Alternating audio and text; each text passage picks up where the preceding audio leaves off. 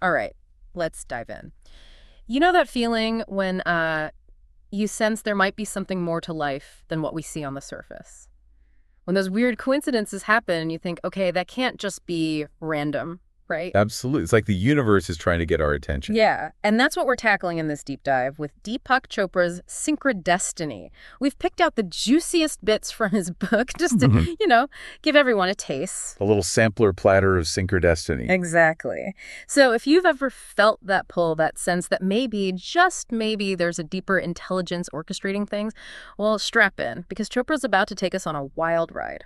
He really throws out a challenge, like those head-scratching moments we've all had. What if they're not just random? Right. Like, what if there's a method to the madness? And that's where those three levels of reality he talks about come in, which is where things start to get really interesting, at least for me. Yeah, he starts with the familiar, right? The Yeah. physical world, the stuff we interact with every day, Mm. cause and effect, that makes sense. Drop something, it falls. We get that. Gravity, our old friend. Exactly. But then he pulls back the curtain a bit, and we get a glimpse of the quantum level. And suddenly, our neat and tidy understanding of reality gets a whole lot messier. It's like, imagine trying to grasp this intricate piece of music, a symphony, but you can only hear one note at a time. You might eventually figure out the melody, maybe, but you're missing all the layers, the instruments, the harmonies. Chopra's saying that's kind of what we do at the quantum level. Our senses, they just aren't equipped to pick it all up.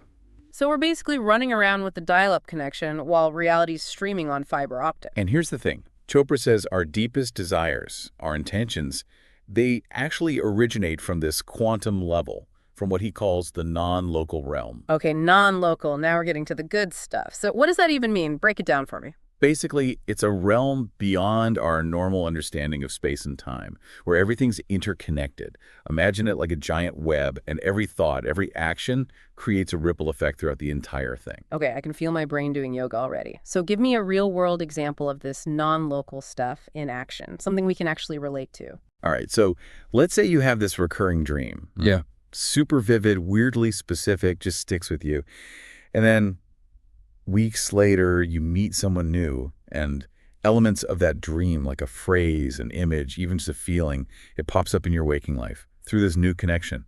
Chopra might say, hold on, that's not just random, that's the non-local at work. It's that web of interconnectedness weaving its magic. Okay, now that's giving me chills. So the lines between our inner world and what we perceive as out there start to blur, right? Exactly. And that's where synchrodestiny comes in. It's about tuning into that interconnectedness, recognizing the whispers of the universe showing up in unexpected ways. Okay, so we're swimming in the sea of interconnectedness, but then Chopra throws another big word at us, and that's soul. I know that word can be a bit loaded. What's he even mean by that? Yeah, he's definitely not talking about some ghostly figure floating around. For Chopra, the soul is more about our individual consciousness, shaped by our experiences, but also deeply connected to a universal consciousness. It's like we're all individual waves, unique and all that, but part of the same vast ocean. Right. So less about being a separate entity and more about this dynamic process of becoming, evolving. Precisely, and this is where it gets really cool. Chopra actually believes our soul is on a journey, trying to live out this mythical story, guided by these things called archetypes, kind of like characters in this grand cosmic play. Okay, mythical story, archetypes. Now you're speaking my language. Break that down a bit for me, would you? Sure. Think about those recurring themes that pop up in your life, those deep-seated desires you have, even the kinds of people you're drawn to again and again. For Chopra, these aren't just random occurrences. They're like threads woven into the very fabric of your soul's story. And those archetypes I mentioned, they're like these universal characters, the hero, the creator, the seeker, and they each represent different energies, different patterns that kind of play out in our lives. So like, if I find myself constantly drawn to helping others, or maybe I feel this urge to create, to express myself, those are clues to the kind of mythical story my soul's trying to live out. That's the idea. And the more we pay attention to those patterns, those archetypal influences, the more we can consciously align with our soul's journey. And that, my friend, is where synchrodestiny really kicks into high gear. Okay, that actually makes a lot of sense. It's not just about sitting back and waiting for the universe to work its magic. It's about understanding the story we're here to tell and then taking action in a way that aligns with that story, right? But how do we actually do that? How do we tap into this whole synchrodestiny thing? Well, Chopra has a few ideas about that. And one of the big ones is, you guessed it, meditation.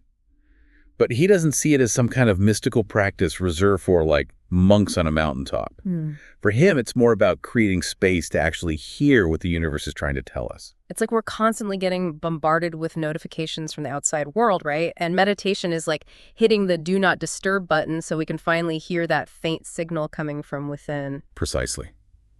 He also talks about the power of mantras, using sound to shift our consciousness. One he recommends is Soham, which is linked to the breath. I've actually played around with that one a bit, and it's amazing how grounding it can be, just feeling the vibration of those sounds with each inhale and exhale. It's a deceptively simple but powerful tool. And of course, intention plays a huge role in all of this. But it's not just about wishing and hoping, right? It's about aligning your energy with what you desire, and then trusting that the universe will figure out the how. So less about micromanaging the universe and more about setting the intention and then getting out of our own way. Exactly. It's about surrendering to the flow, Hmm. trusting that the universe might have even better plans than we can dream up. I'm picking up what you're putting down. But gotta ask, this whole synchrodestiny thing, it's not just about manifesting material wealth or success, right?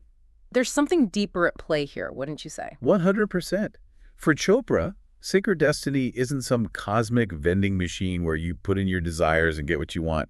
It's about aligning with your soul's purpose, which at its core is about growth, evolution, expanding our capacity for love and connection. It's the good stuff. So less about how can I get the universe to give me what I want and more about how can I align with the universe to fulfill my soul's potential. Now you're getting it. It's about recognizing that we're part of something much, much bigger than ourselves and trusting that there's an intelligence guiding us towards our highest good. We've been talking about this whole aligning with our soul's purpose thing, but like life, it's not always sunshine and rainbows, right? Tell me about it. Even when we're trying to tap into this synchrodestiny, there are gonna be lumps in the road. So how do we deal with those inevitable challenges, those not so fun emotions that pop up along the way? That's such a crucial point. And Chopra, he gets that. He knows we're going to experience the full spectrum of human emotions, and trying to pretend those negative feelings don't exist, well, it just doesn't work. In fact, he actually says that emotional turmoil can be a major roadblock to experiencing synchrodestiny. It's like trying to have a conversation at a rock concert. Right. All that noise just drowns out the signal. Perfect analogy. Okay. So it's not about like forcing ourselves to be happy all the time, but learning to work with our emotions in a healthier way, right? Right. So how do we actually do that? Well, Chopra has this really down-to-earth approach. He says when a big bad feeling shows up, whether it's anger or fear or sadness, whatever, the first step is just to notice it, to feel where it is in your body. So like if I'm feeling anxious and I notice my chest feels tight or I've got a knot in my stomach. Exactly. Just acknowledge it. Don't judge it. Just notice it with a sense of curiosity. It's like saying, hey there, anxiety. I see you hanging out in my shoulders, making it hard to breathe. I'm not going to try to fight you or pretend you're not there. Just going to hang out with you for a minute, see what's up. I love that. And then, once you've acknowledged the feeling, Chopra suggests consciously choosing to let it go. Easier said than done, right? Sure, but he uses this image of breathing it out, like you're gently releasing a bird from your cupped hands. It's about creating space for something lighter, something more aligned with that universal flow. Okay, I can get behind that. It's like we often just hold on to these negative emotions, replaying the situation in your heads, letting it eat at us. But what if we could just let go a little? Exactly. And this is where things get really interesting, because Chopra connects this whole idea of synchrodestiny to, get this, our relationships. He says the people we're drawn to, even the ones who drive us nuts sometimes. Oh, I know the type. They act as mirrors, reflecting different aspects of ourselves back to us, helping us learn and grow. So that coworker who pushes my buttons or that every member who always seems to know how to get under my skin, they're actually showing me something about myself. Bingo. It's like they're holding up this mirror, highlighting parts of ourselves that maybe we don't want to see, An unhealed wound, a limiting belief, or maybe even a hidden strength I haven't fully embraced yet. You got it. And it's not about blaming them, but seeing that relationship as a catalyst for growth. So instead of getting stuck in the blame game, I can ask myself, what is this relationship here to teach me? What can I learn about myself from this dynamic? Now you're catching on. It's about taking responsibility for our own growth, recognizing that every encounter, even the challenging ones, has something to teach us. Which kind of brings us back to this whole idea of the soul's journey, right? It's all connected. Wow, we've covered some serious ground in this deep dive. from the non-local realm and the soul's mythical story to meditation, mantras, and even the crazy ways our relationships can help us grow. Chopra throws a lot at us, but it's all so insightful, so thought-provoking. Absolutely. So here's a final thought to leave you with. If our thoughts and intentions really do influence reality, what are you unintentionally creating right now, just through your everyday thoughts? What if, by shifting those thought patterns, even just a little, you could open yourself up to a whole new level of synchrodestiny? Now, that's a question worth pondering. And remember, it's not about striving for some picture-perfect life without any problems, but about embracing the journey, learning from every twist and turn, and trusting that the universe, well, it's conspiring with us to create something truly amazing.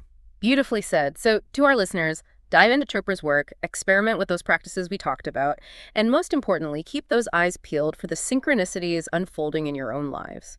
You might be surprised at what you find.